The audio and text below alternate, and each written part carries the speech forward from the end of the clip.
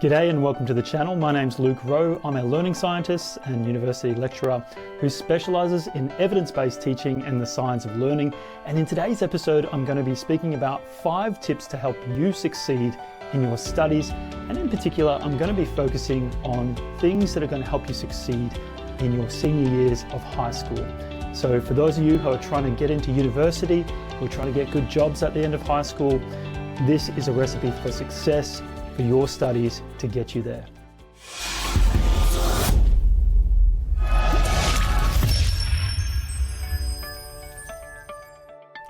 Before we begin, I want to help contextualize this video in relation to a boy called Bob. Bob's a young man standing at a significant crossroads in his life. Like many of you, Bob was sports obsessed, diligent, but easily distracted from his studies. He enjoyed school, but never pushed himself to his full potential. At the end of year 10, tired of his circumstances, Bob seized what seemed like a golden opportunity, an apprenticeship in carpentry offered by a friend's father. But life threw a curveball. Just 3 weeks in, Bob sustained a back injury. He was bedridden for over a week and unable to work or play the sports that he so dearly loved. He was forced to take a long, hard look at his life. And during this low point, he had a heart-to-heart discussion with his mother. She shared her deepest regret about her own school experience. Her greatest regret was never reaching her academic potential. Who could she have become? Could she have been a doctor, an engineer, a businesswoman? She lamented the fact that she would never know because life had cruelly passed her by. Hearing his mother's story, tears trickled down Bob's cheeks. Realizing that he still had a chance to change his future, Bob made a bold decision. Bob looked his mother in the eyes and declared, "I'm going back to school and I'm going to give it everything I've got."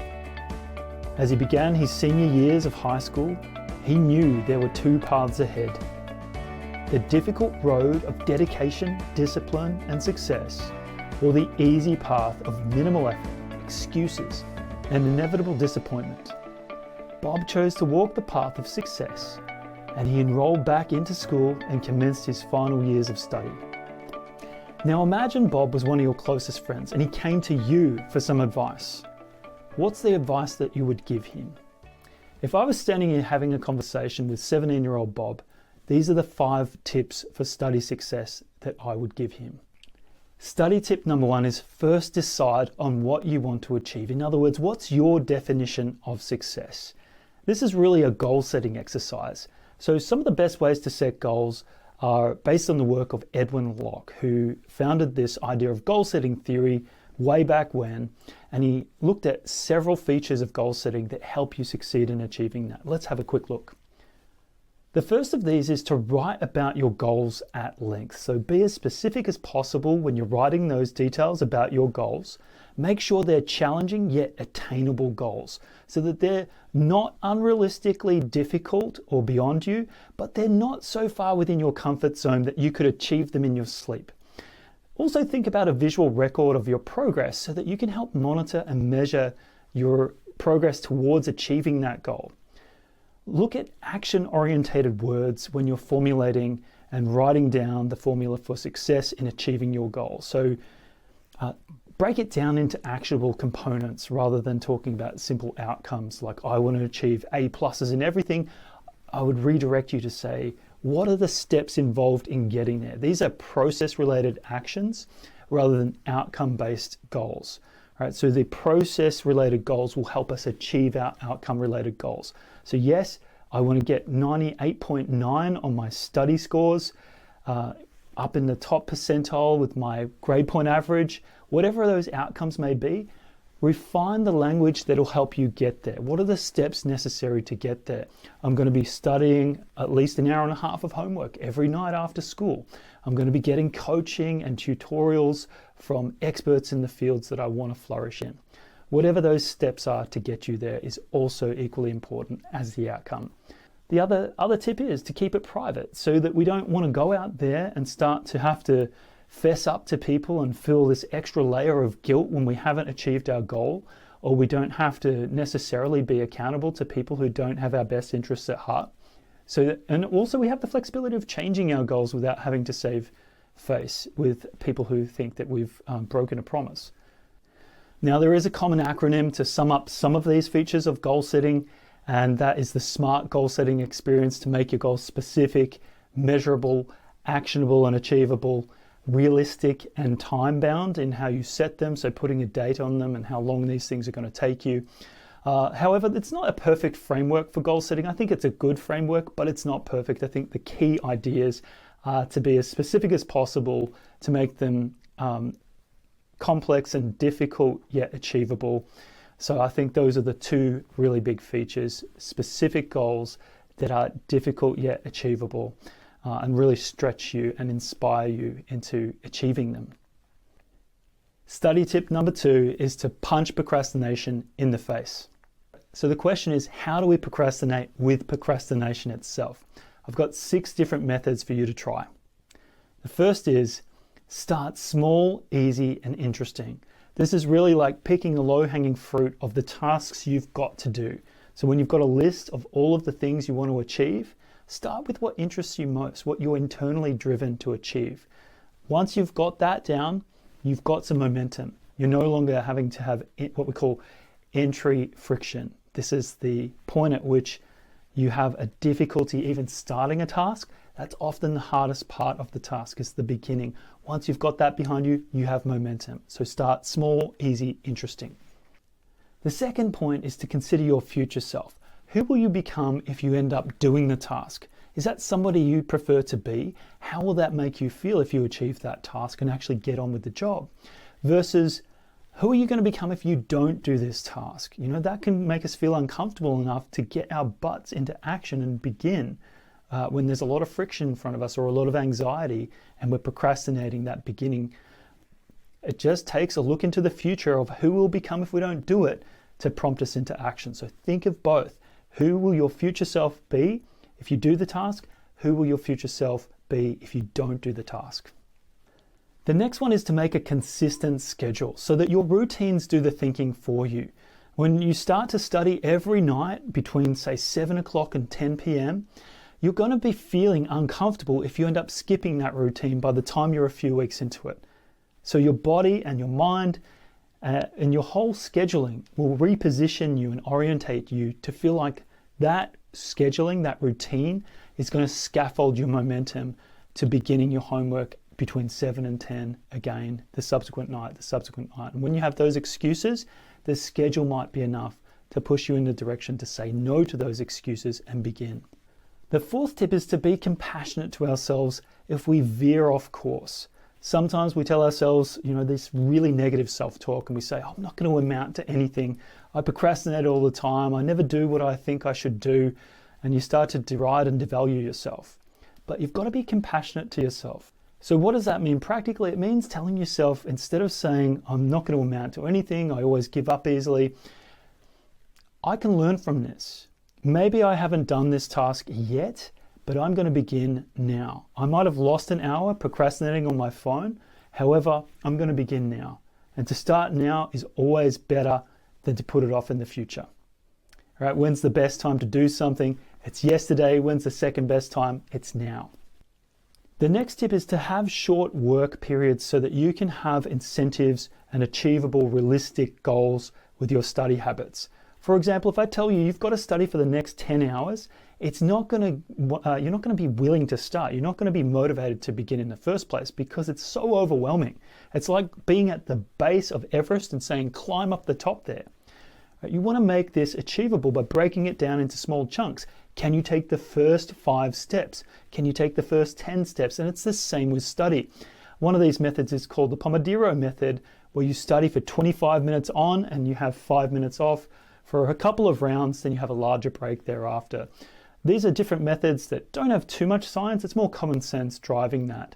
But the main thing is to make your tasks broken down into smaller chunks so that they're more realistic for you and you're less likely to procrastinate if you don't see a mountain of work ahead and you've only got a little molehill to traverse.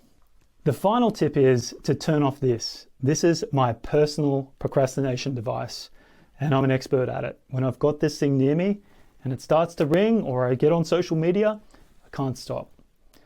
So big tip for you if you want to succeed in your studies is to go and pick this thing up, turn it on to silent or do not disturb mode, and put it too far away that you'd have to always get up to look at it.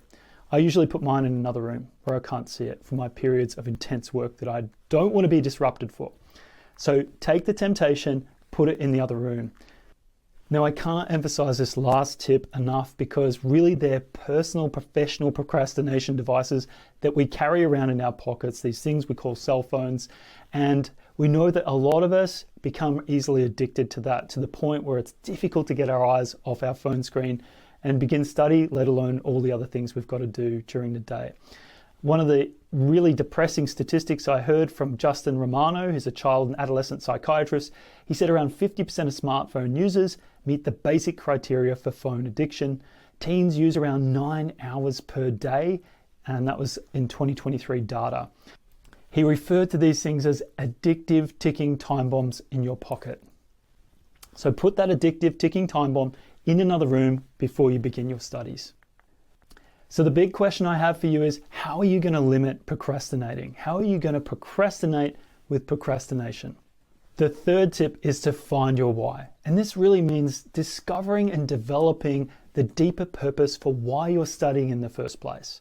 So that it's not just the goals that are driving you, but you've got some fundamental purpose that's embedded in the very fiber of your being that you're attaching this goal to. The goal hangs off that purpose, right? And it could be that you want to make a huge contribution to the world. I know Steve Jobs used to say that he wanted to put a dent in the universe with the impact he was having.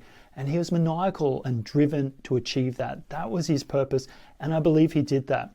What sort of purpose are you going to hang your hat on and scaffold your goals around? So discover your why. Here are a few tips in how you can do that. The first is to make it bigger than yourself. Think about your why in relation to your future self, not just your present self, but the person you want to become. It's what you're doing now is a gift to your future self. All the hard work you put in now is a gift to your future self. It's going to make your future self proud of all the hard work you put in now. Also think about your parents and honoring your family's investment in you, your siblings and the faith they have in you, or potentially if your siblings and you don't get along, proving them wrong. That could be part of the friction that you want to overcome. Also think about your friends and the people who've supported you and the loved ones you have who are rallying in your corner, and they could be your why. And every time you feel like quitting, picture them cheering you on. And that's your why that you're going to hang your hat on and really use to motivate you through the times where you want to give up. So here's 4 questions I have for you. Who will you make proud? Who will you help? Who will you inspire? And who will you disappoint? Right? Who will you make proud? Who will you help? Who will you inspire? And who will you disappoint? And on that last one, I know it's not that self-evident, but in order to succeed in some areas, we've got to be prepared to disappoint others. You know, it's saying no to your friend, your best friend even. I don't want to go out this weekend. I'm studying all weekend. I want to get that good score. It's being able to say, not this weekend, next weekend, or after the exam's due. All right? So it's disappointing and being prepared to disappoint others in that last one. And if you ever want to take a little bit of a pulse check to see if you're on track in finding your why, ask yourself this question. What am I prepared to give up for this goal? What does it mean to me? What am I sacrificing and what am I prepared to sacrifice? When we have a big enough yes, we can say no to anything. And that means giving up to go up in life. So the question I have for you is, what is your why? Find your why. Now, the 4th study tip for success is a package deal. And it's about this idea of what I call the 4 pillars of powerful practice. It's a model I developed myself. I've got a book coming out on this very topic next year in 2025. And it's the R.I.D.E model, R-I.D.E. The first pillar is retrieval practice. The second pillar is interleaved practice. The third pillar is distributed practice. And the 4th and final pillar is expert or deliberate practice. So what do I mean by practice? These are the activities that you engage in to get better at something. That's the things that you repeatedly do to get better at something. That's what I mean by practice. To make it as powerful as possible, you got to follow the R.I.D.E method. What's that mean? Well, let's look into the first pillar, retrieval practice. So what is retrieval practice? Well, it's really just bringing long-term memories to the forefront of your mind into your working memory so that you can consciously think about it. And when we do that, when we retrieve a memory from the long-term memory into our working memory, that process in itself strengthens that retrieval and the access pathways to that memory. It's a very powerful intervention and study technique for you to get better at accessing that information in the future, which is exactly what you want to do when you undergo a performance like an exam or a presentation, or you're writing an assessment task or something of that nature. Now, typically these can be just really trivial quizzes. So asking yourself multiple choice questions, true or false questions. You could engage in past examinations, presenting ideas to your friends, being able to speak about it is forcing you to retrieve it from the long-term memory to be able to manipulate the words in your working memory and to articulate them to others. It could be that you write down information on just a blank piece of paper as what we call a brain dump, everything you remember about a topic. Or it could be just building concept maps, which help you start to contextualize ideas in relation to one another, so that you now have a sense of mental hierarchy about which ideas are more and less important and how they overlap or contradict each other or are not related to each other. So these are all forms of retrieval practice, but perhaps the most common and most powerful is practice testing. Testing yourself through quizzes, short answer questions, extended response items where you can bring that information to the front of your mind and see if you know something or if you don't know it, and it reveals that unto you. Now, one of the reasons why retrieval practice is so powerful is because it really is an upheaval to all of our intuitions about learning happening from the outside in. It really says that learning doesn't just happen when we squeeze information from the environment into our heads. It's in fact more about the other way around. It's about getting our prior knowledge and testing it against reality. We all build mental models of the world around us, and we're constantly generating those models to test them against reality. And when we find contradictions, such as when we start to conjecture or guess the answer to the question on an exam, that then has to meet the cold reality of an error, of a mistake, of contradictory information when you start to look at the answer and realize that you didn't have it right in the first place. That tension there, the gap between what you know and what you thought you know, can be closed. You can start to learn as to why you made a mistake, and so our generative model gets refined and we start to improve that model. So next time we have got the same question, we're less likely to make a mistake. That is essentially the process of learning in a nutshell.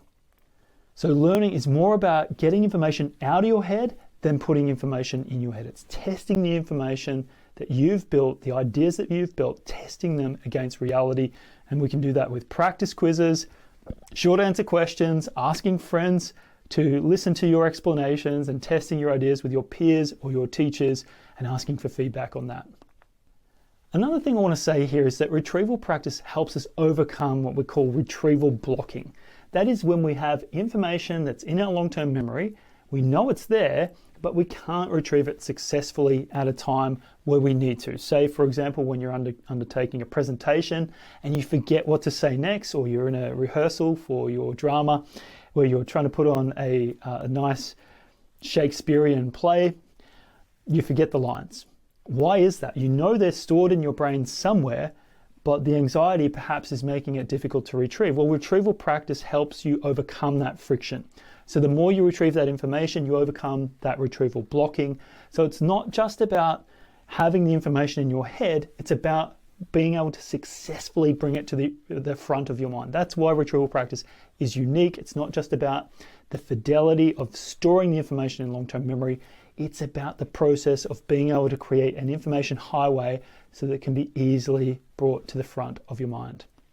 Now, the good news is that retrieval practice can be done in so many different ways. So it means there are so many different ways to succeed with your studies. And my question I have for you is, how are you going to include different types of retrieval practice in your study routine? Now, the second pillar of powerful practice is interleaved practice. So what's that mean? That's basically like randomizing and mixing up the different topics, concepts, and skills that you're trying to improve and learn about. All right, so if I'm going to be doing a 3-hour homework block at night, and I've got some maths homework, I've got some literacy homework and science homework, I'm going to mix up some of that into my study, so I'm not just doing a huge block of maths homework. Then within those blocks of study where I'm doing maths homework for, say, the next hour, I'm going to be mixing up the problems of not just today's assigned problems, but some of the problems from the previous few weeks, last week, the week before, and mixing those in so that when I'm answering questions in relation to mathematics, I'm mixing up the different types of information that I have to retrieve to answer questions. And the reason this is so helpful is because it improves our ability to identify and diagnose different problems. And that's particularly important in areas where they're highly similar, or different categories of information and problems are so similar that sometimes we misplace a solution, or we give it the wrong problem solution fit. And if we apply a square peg in a round hole with the problem mismatch, it's not going to work out well for us. So we need to refine not only our skills in solving the problem, but to make sure before we solve the problem that we're going to be applying the correct solution framework. So we've got to make sure it matches the type of problems, and we've properly identified the type of problem that we're engaging with. For example, in mathematics, you might be finding it really difficult when you've got, say, 50 questions to go through to recognize which questions are about simple interest, compound interest, and exponential interest, because the equations present themselves fairly closely. They visually are quite similar. So in order to be better at picking up on the subtle differences and distinctions between those different problem types, the best way to do that is to present them to yourself in random or mixed fashion so that you don't know what to expect, and you then have to focus and zoom in on various subtle features of those equations that'll be a tell. They'll tell you, act as a cue to then say, hey, this is a compound interest problem. Or no, this is an exponential interest problem. So that's the kind of skill set that we often miss out on when we study in big blocks of predefined categories, like all the next 10 to 20 questions are compound interest questions. The next 20 questions after that are simple interest questions. The next 10 questions after that are exponential interest questions. When we know what to expect, we don't have to do the work of identifying the problem type to then discover where the best fit for a solution is. Interleave practice will help you overcome that deficit. And of course, this matches the context of our performance, because when we get an exam, we very seldom understand what the order is going to be on that exam. So these exams present themselves in mixed fashion, well, so too should our study strategies and our engagement in homework and study in preparation for that examination. So my question to you is, how can you mix up your study so that you can be better at identifying the subtle differences in problem types and different categories of what you're learning? Now, the third pillar of the powerful practice model is distributed practice. And this basically means studying with spaces in between subsequent study events. So once you've learned something and you've successfully been able to retrieve and recall that information, so you've tested your initial knowledge, you've got the understanding there, any subsequent study session should be spaced apart from that initial study session. All right, so that's called the spacing effect. That's what we talk about when we talk about spacing our study apart and the impact it has in boosting your learning. So in a nutshell, it involves implementing a schedule of practice that spreads study activities across time. It helps boost learning and lowers stress because you spread out the study over time. It's not as stressful and concentrated. It's kind of like the opposite to cramming. And the research shows very clearly that it boosts our learning, even when it doesn't feel like it's going to boost our learning. Sometimes our intuitions are very wrong, but it really does boost our learning. And it also takes away a lot of the stress because we no longer have to do the opposite to distributed practice or spaced practice by cramming and doing everything the night before. The really stressful way to study, it's not very effective because the brain works by the principle easy come, easy go. If you do it all easy by concentrating your studies into a single night or evening before the exam, it's going to be disappearing in the next day or two because easy come, easy go. We don't want to do that. We want to spread out our study over time and teach our brain that we're going to continue to have to memorize this information because we're saying, hey, we're re-encountering this material again and again and again. It must be important. That's one of the heuristics our brain uses to identify the importance of something and therefore whether it's worth remembering and storing in our memory systems. So how does it look? Well, it might look like if you've got a test in 2 weeks' time and you've got to study a really important text for that test, you might study it every second day. So spacing it out, making sure that your initial study session wraps your head around that text so you truly understand it, that you can successfully answer questions about it. Once you've got that, revisit it every second day so that in the lead up to the study, you're constantly reinforcing and strengthening those memories.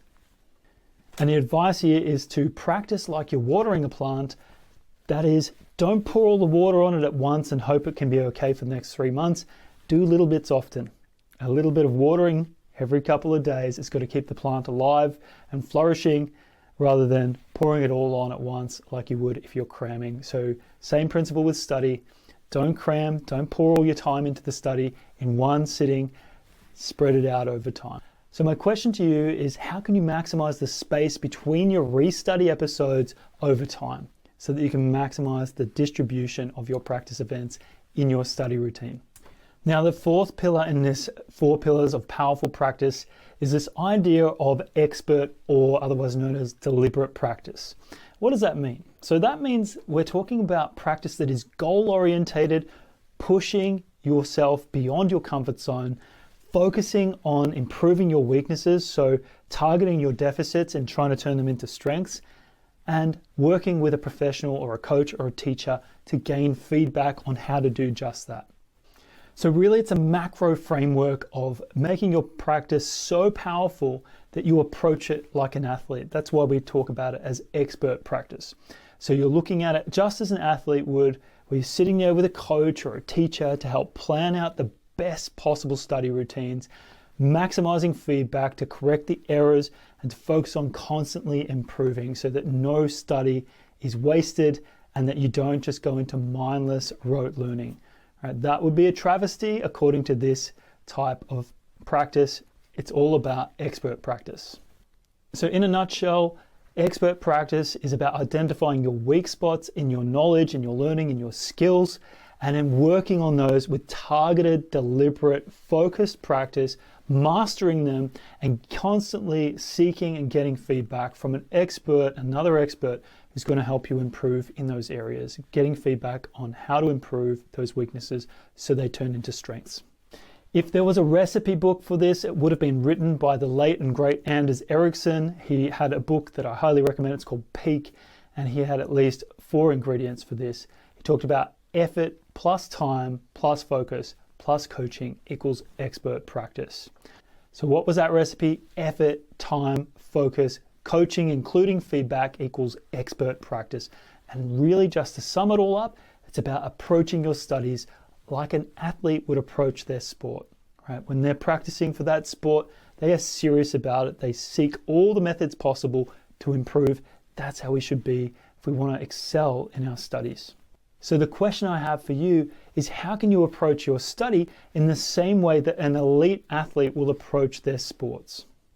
Now here's my 5th and final study tip, and that is to follow the grandma rule. What is the grandma rule? Well, this is to imagine yourself having a conversation with your grandma, or it could be another grandparent, whoever was a meaningful figure for you in terms of an elder that is full of wisdom and ready to share it with you. So picture that person in your mind's eye, and you're sitting down with them and you're asking them, hey grandma, what sort of advice can you give me for the year of study ahead? How can I make sure that I'm successful in my goals? Well, she's going to tell you these things. She's going to say, eat well, sleep well, exercise regularly, keep good company, and believe in yourself. Those are the 5 things. Eat well, sleep well, exercise regularly, keep good company, and believe in yourself. So as long as you hold fast to those things, I think you're going to be in good stead to succeed. Follow the grandma rule and look after yourself. So the question I have for you is, when you picture speaking with this wise elder, this grandmother figure, what are they going to say to you? What advice are they going to give you to succeed, not just for this year ahead, not just for your studies, but for life? When you tap into that wisdom, you tap into the wisdom of the ages, and I encourage you to do just that. And if you're lucky enough to have a grandfather or a grandmother alive, go and ask them. Ask them what their advice is. I'm sure they'd be willing to share it with you. Now, maybe some of you want to know what happened to our dear friend from the beginning, Bob. He wasn't just a hypothetical. I was using him as an alias for myself. This was the situation I found myself in, and fortunately for me, I ended up getting in the top 1% in my studies and finishing at the top of my school. And I've never looked back. I've been in love with this idea of learning ever since, and that's why I've become a learning scientist today. I absolutely love it, and I hope you share my passion. No matter what you want to do for your career and with your studies, there is a scientific recipe that'll help you get there, and I hope this video has been beneficial to you. I'm just going to close with a single quote that I hope encourages you to put in the effort to attain excellence in whatever goals you set for yourself and your study. And this is a quote by Dean Briggs. He said, "Do your work, not just your work and no more, but a little more for the lavishing's sake, that little more that is worth all the rest. And if you suffer as you must, and you doubt as you must, do your work. Put your heart into it, and the sky will clear. And then out of your very doubt and suffering will be born the supreme joy of life." Believe it or not, in an age where we've come to nearly deify leisure time, we have virtually lost sight of the fact that nearly all our satisfactions and rewards will come not from our leisure, but from our work. So on that note, I encourage you to do your work, put in the effort, and achieve your goals. Thanks so much for listening.